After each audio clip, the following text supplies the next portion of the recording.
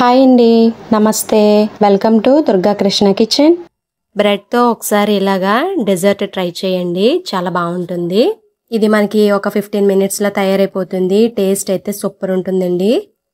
ఒకసారి ప్రిపేర్ చేసుకుని తింటే గనక మీ ఇంట్లో వాళ్ళందరూ మళ్ళీ మళ్ళీ ఇదే స్వీట్ చేయమని అడుగుతారండి, అంత బాగుంటుంది. స్వీట్ తయారీ విధానం ఎలాగో చూసేద్దాం. ఇదిగా బ్రెడ్ పీసెస్ని తీసుకోవాలండి. ఒక్కొక్క బ్రెడ్ని 4 పీసెస్ లాగా కట్ చేసుకోవాలి.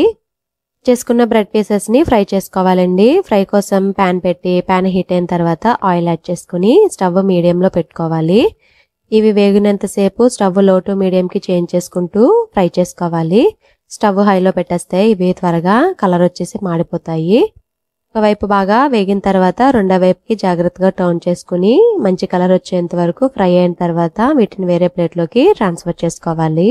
అదే ప్యాన్ లో ఆయిల్ సపరేట్ చేసుకుని దానిలోకి 1 స్పూన్ వరకు నెయ్యిని యాడ్ చేసుకోవాలి. తర్వాత చిన్నగా కట్ చేసి పెట్టుకున్న డ్రై ఫ్రూట్స్ ని 2 స్పూన్స్ వరకు యాడ్ చేసుకుని 1 నిమిషం వేపుకుంటే సరిపోతుందండి. ఇక్కడ నేను జీడిపప్పు బాదం తీసుకున్నా, మీ ఇష్టం ఏదన్నా తీసుకోవచ్చండి. డ్రై ఫ్రూట్స్ అనేది 1 మినిట్ తర్వాత 2 కప్స్ వరకు పచ్చి పాలను యాడ్ చేసుకోవాలి. పాలు యాడ్ చేసిన తర్వాత 1/3 కప్ వరకు షుగర్ ను కూడా యాడ్ చేసుకోవాలి. 1/3 కప్ అంటే 7 to 8 స్పూన్స్ వరకు పడుతుందండి షుగర్. షుగర్ వేసిన తర్వాత పాలను బాగా కలుపుకుంటూ 2-3 నిమిషాల వరకు బాగా మరిగించుకోవాలి.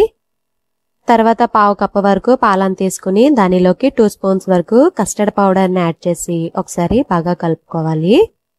పాలు బాగా మరిగిన తర్వాత ఈ కస్టర్డ్ మిల్క్ ని వేసుకుంటూ కలుపుకుంటూ ఉండాలండి, ఉండలనేది ఫామ్ అవ్వకుండా. కస్టర్డ్ పౌడర్ కనుక మీ దగ్గర అవైలబుల్ గా లేకపోతే కార్న్ ఫ్లోర్ నన్నా తీసుకోవచ్చండి. పాలు థిక్నెస్ కోసం యాడ్ చేస్తామండి. కస్టర్డ్ పౌడర్ యాడ్ చేసిన తర్వాత 3 నుంచి 4 నిమిషాల పాటు ఉడికించుకుంటే సరిపోతుందండి. మధ్య మధ్యలో కలుపుకుంటూ ఉండాలి, లేదంటే అడుగనింది అంటుకుపోతుంది. ఇది మనకి రెడీ అయిపోయిందండి. స్టవ్ ఆఫ్ చేసుకుని పక్కన పెట్టుకోవాలి. తర్వాత ఒక బౌల్లో ఫ్రై చేసుకున్న బ్రెడ్ పీసెస్ లో సగం వరకు ఇలా బౌల్లో పెట్టుకుని వీడియోలో చూపిస్తున్న విధంగా ఈ కస్టర్డ్ మిల్క్ అంతా వేసుకోవాలి. మిల్క్ హీట్ అనేది మీడియంగా ఉండాలండి, మరి ఎక్కువ వేడి ఉండకుండా చూసుకోండి. తర్వాత రిమైనింగ్ బ్రెడ్ పీసెస్ ని కూడా వీడియోలో చూపిస్తున్న విధంగా పెట్టుకోవాలి.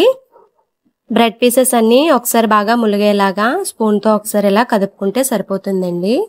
లాస్ట్ లో ఇలాగా మీకు నచ్చిన డ్రై ఫ్రూట్స్ ఏమన్నా పైన వేసుకోవచ్చు. అలాగే ఒక 1/2 టీ స్పూన్ వరకు షుగర్ ను కూడా పైన వేసుకుంటే బాగుంటుంది. మనకి డిజర్ట్ అనేది ఆల్మోస్ట్ రెడీ అయిపోయిందండి. ఒక 30 మినిట్స్ కనుక మనం ఫ్రిడ్జ్ లో పెట్టుకుని బయటికి తీసి తింటే ఉంటుందండి, మరి బాగుంటుంది. చాలా తక్కువ టైంలో మనం రెడీ చేసుకోవచ్చు కదండి. మీరు తప్పకుండా ట్రై చేయండి.